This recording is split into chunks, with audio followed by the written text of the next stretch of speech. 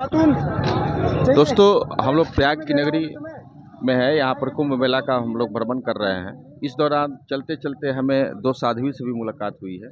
ये साध्वी जो है महाकाल की पूजा करती हैं और इन लोगों से मिल करके थोड़ा मुझे भी बहुत आश्चर्य हुआ। ये दो महिलाएं हैं, बैठी हुई हैं, साध्वी हैं और इन लोग का पोशाक देख करके मैं इन लोग की तरफ आकर्षित हुआ। इन लोग किस पंथ की हैं, कैसे पूजा करती हैं, नहीं करती हैं, थोड़ा इन लोग के बारे में हम लोग जानने और समझने की कोशिश करते हैं। आप थोड़ा सा अपने बारे में कुछ बताएं। जी, मैं गीता हूँ। मैं अमरकंटक से आई हूँ। जी, मैं गीता हूँ। मैं अमरकंटक से आई हूँ। मैं काली माता की भक्त हूँ, महाकाल की भक्त हूँ और मैं माता रानी की बहुत ही ज़्यादा साधना करती हूँ और इसके आगे मैं नहीं बता सकती। जो भी मैं ज़्यादा नहीं बता। आपके मन में ये मतलब कि ये वैराग का भाव जो है कब से जागृत हुआ और क्यों जागृत हुआ? क्यों आपने जो है पारिवारिक जीवन को छोड़ करके जो है संन्यास की तरफ अपने बढ़ने का निर्णय लिया? माता रानी को देखा, तभी से हमको लगा कि हम इनसे जुड़ जाएं। माता रानी की तरफ हमको आकर्षित लगा कि हमें बहुत अच्छी लगी हमारी माता रानी। हम बहुत ही ज़्यादा खिंचाव उनके तरफ, जैसे आप लोग खिंचाव से आए हैं देख के, वैसे हमने माता रानी को देखा तो हमको भी उनकी तरफ ऐसे ही खिंचा हुआ। हमने गाया, हमारे आत्मा से यही बस निकला कि हम उनमें खो जाएं। मतलब बहुत ही ज़्यादा उनकी तरफ खिंचाव हमको लगा। आप मूल निवासी कहाँ की हैं? अमरकंटक की हैं। अमरकंटक की। आप कलकत्ता गई थी अपने परिवार के साथ घूमने के लिए। जी वहाँ आपने काली माता का दर्शन किया, काली जी के मंदिर में भ्रमण किया। जी जी उसके बाद आपके मन में विचार आया। जी जी। उस समय आयु आपकी कितनी थी? उस समय हमारी आयु वही 19-18 साल की थी हम।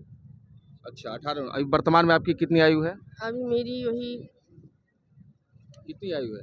38 होगी। 36, 36। आपका दिनचर्या क्या हो, यानी कि आप माता काली और महाकाल दोनों की पूजा करती जी हैं? जी जी, वही तो सब एक ही है। माता रानी, काली माता, भोलेनाथ, सब तो वही हैं। इसमें दीक्षा क्या होता है, क्या करना होता है, इसकी क्या पद्धति होती है?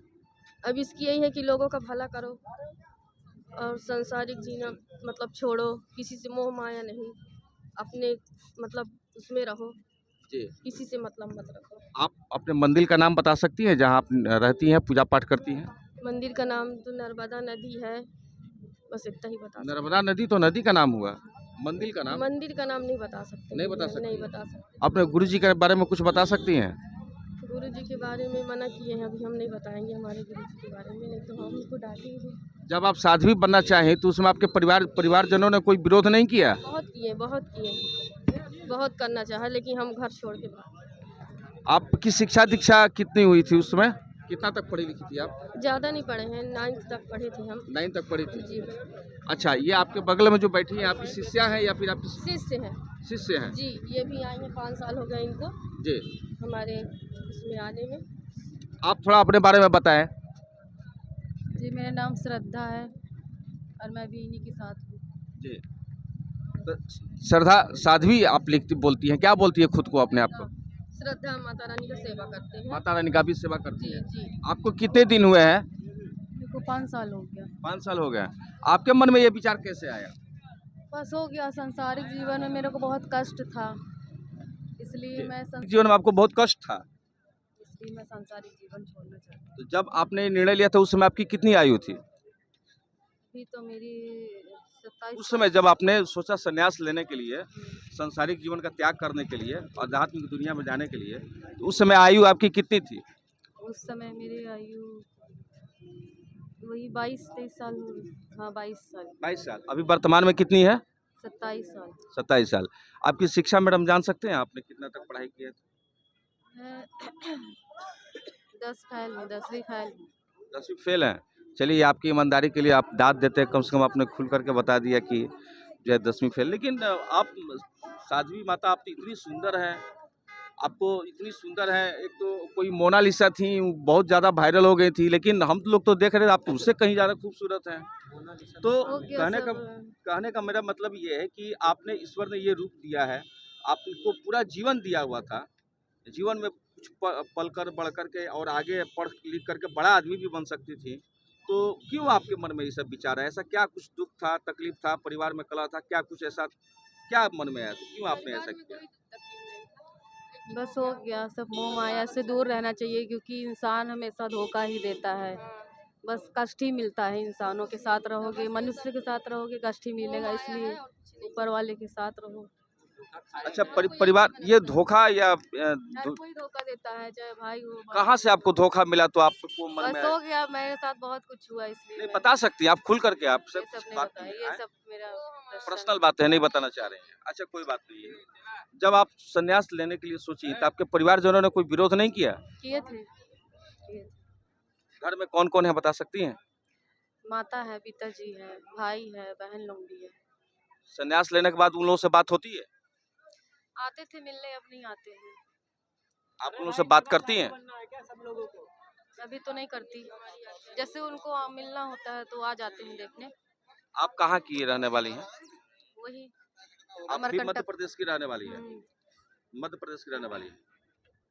ये हमने देखा कि ये दो साध्वी हैं जो कि ये सेक्टर 20 बोलता है ना, सेक्टर 20 में है, ये लोग बैठी हुई हैं। अचानक हमारी दृष्टि इन लोग पे पड़ी है और जी आज पहली बार यहाँ पर दिखाई दी हैं।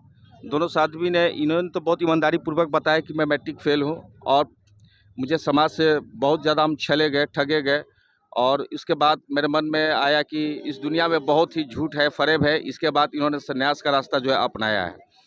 इनके बगल में जो बैठी है इनकी ये गुरु है। दोनों के तिलक को हम लोग देख सकते हैं। एक खास बात ये है कि इनके बीच माथे पर जो है ओम बना हुआ है और इनके माथे पर जो है एक दिया की तरह लंबा टीका बना हुआ है। आप लोग क्या संदेश देना चाहती हैं हमारे लोगों को, हमारे जनता को? क्या करना चाहिए, कैसे भक्ति करना चाहिए? भक्ति तो सभी करते हैं, बस हो गया, सबका अपना अपना श्रद्धा होता है।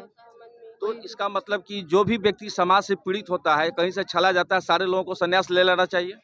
सबकी अपनी अपनी इच्छा है, किसी को हम कुछ नहीं बोल सकते हैं। जैसे मेरी इच्छा थी कि मैं ले लूं। संन्यास लेंगे तो फिर जिएंगे। अच्छा, लेकिन आप लोग के मन में आया कि हमें संन्यास ले लेना है, आप लोग दोबारा वैवाहिक जीवन में नहीं जाएंगे?